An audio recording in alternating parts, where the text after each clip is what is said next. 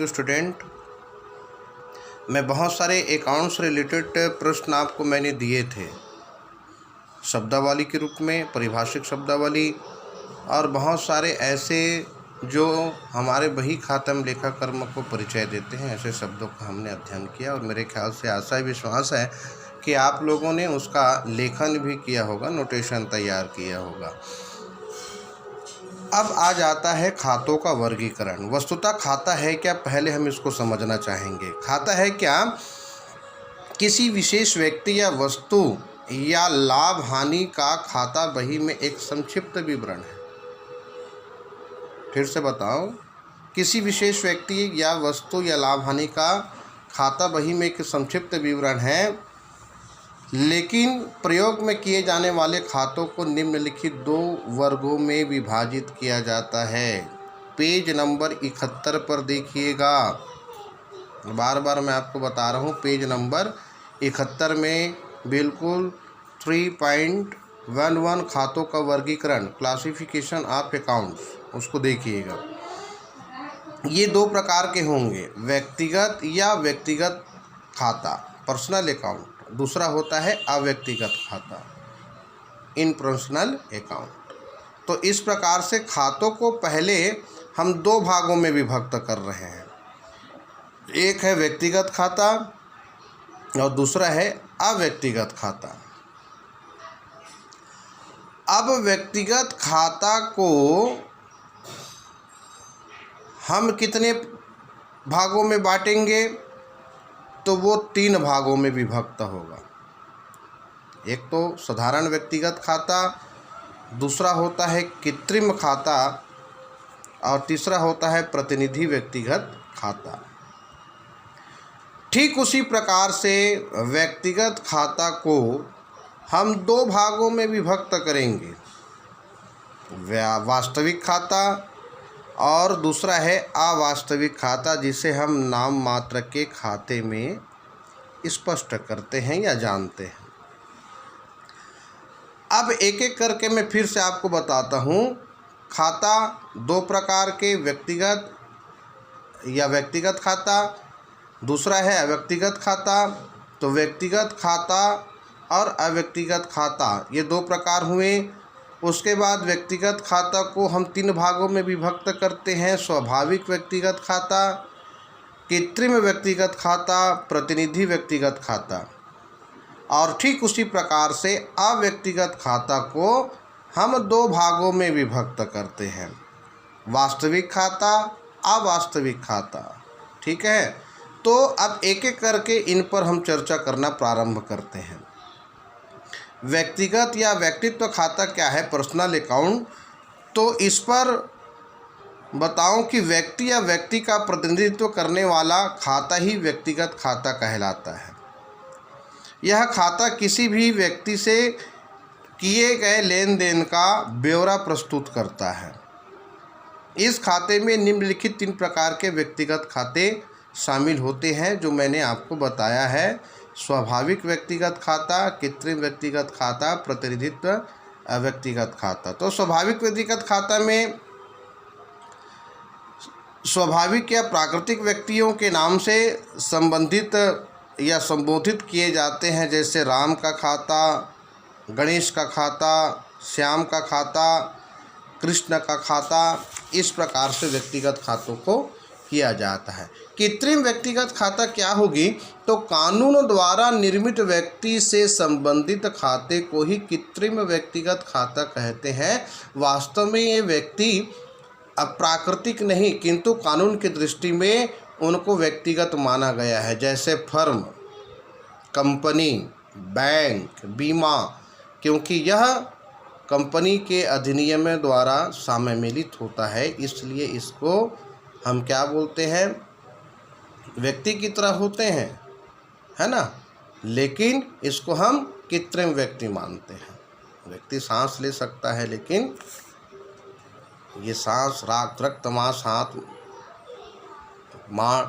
सब चीज़ रहता है, लेकिन इसे कृत्रिम व्यक्तिगत खाते के रूप में परिभाषित करते हैं। प्रतिनिधित्व व्यक्तिगत खाता क्या है, तो इस प्रकार मैं आपको बताऊं, व्यक्ति का प्रतिनिधित्व करने वाला खाता ही प्रतिनिधित्व व्यक्तिगत खाता कहलाता है। वास्तव में यह खाता व्यक्ति के नाम से नहीं खोला जाता, वरन उस नाम से खोला जाता है जो किसी व्यक्ति का किसी व्यवहार से प्रतिनिधित्व करता है। जैसे व्यापार के स्वामी का प्रतिनिधित्व करने वाला खाता, जैसे पूंजी खाता, आहरण खाता, उन मजदूरों का प्रतिनिधित्व करने वाला खाता जिन्हें कुछ माह की मजदूरी का भुगतान नहीं किया गया। ऐसी स्थिति में मजदूर लेनदार होंगे क्योंकि उन्होंने सेवाएं दी है किंतु मजदूरी का भुगतान नहीं किया गया। अतः इन सभी मजदूरों को दी जाने वाली राशि जोड़ी जाएंगी और अदद मजदूरी शीर्षक में लिख दी जाएगी। तो इस प्रकार से प्रतिनिधित्व व्यक्तिगत खाता होती है।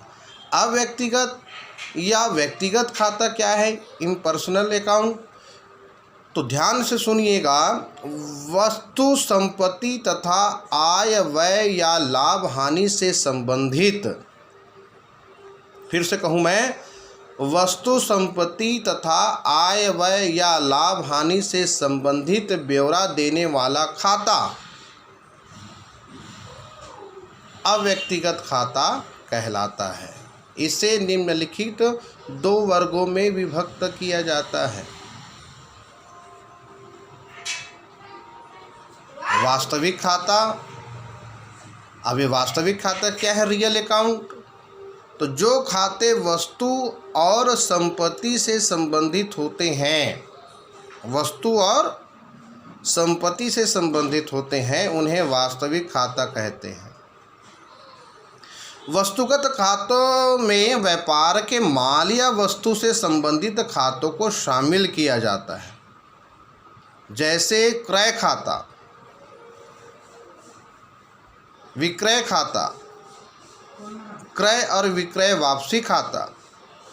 संपत्ति के खातों में निम्न दो प्रकार की संपत्तियों के खाते शामिल किए जाते हैं। दृश्य या मूर्त संपत्ति कहते हैं। मूर्त संपत्ति जिन्हें हम छू सकते हैं, दे सकते हैं। अमूर्त संपत्तियाँ जिन्हें हम केवल अनुभव कर सकते हैं, जैसे ख्याति है, ट्रेडमार्क है, पेटेंट है, एकस्व प्रतिलिपि अधिकार, कॉपीराइट जिसको बोलते हैं, सरकारी अधिकार।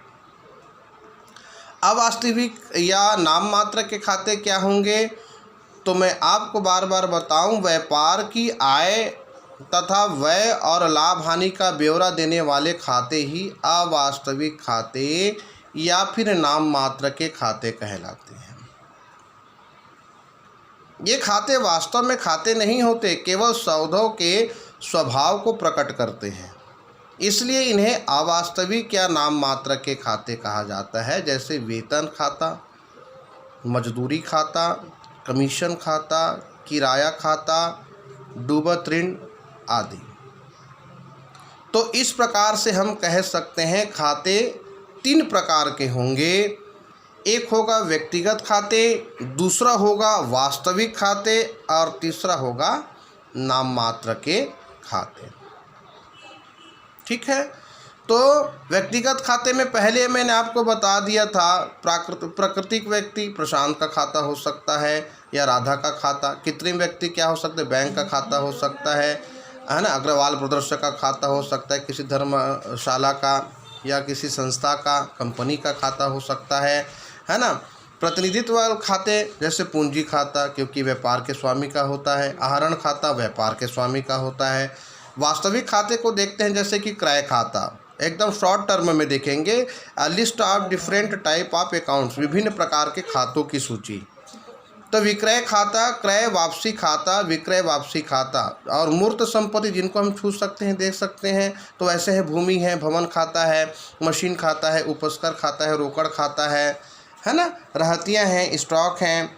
और इस प्रकार से अमूर्त संपत्ति के भी खाते होते हैं जिसको हम देख नहीं सकते, न छू भी नहीं सकते, जैसे ख्याति खाता, ट्रेडमार्क का खाता, एकस्व खाता और कॉपीराइट अकाउंट। इस प्रकार से हम कह सकते हैं। नाम मात्र के खाते में नॉमिनल अकाउंट क्या हो सकता है, किराया खाता, ब्याज खाता, वर्तमान खाता, बिक्री कर खाता, आय कर खाता, ह्रास खाता, मजदूरी खाता, वेतन खाता, भाड़ा खाता, चुंगी कर, बीमा शुल्क खाता, बिजली व्यय खाता, डाक व्यय खाता, दान खाता, विज्ञापन व्यय खाता, मरम्मत खाता, बट्टा खाता, डूबत ऋण खाता। तो मैं ये चाहूँगा इन तीनों प्रकार के खातों का आप अच्छी तरह से अध्ययन करेंगे। पेज नंबर 71 3.11 खातों का वर्गीकरण, और इसे आप कॉपी पर नोटेशन करेंगे और मुझे व्हाट्सएप ग्रुप में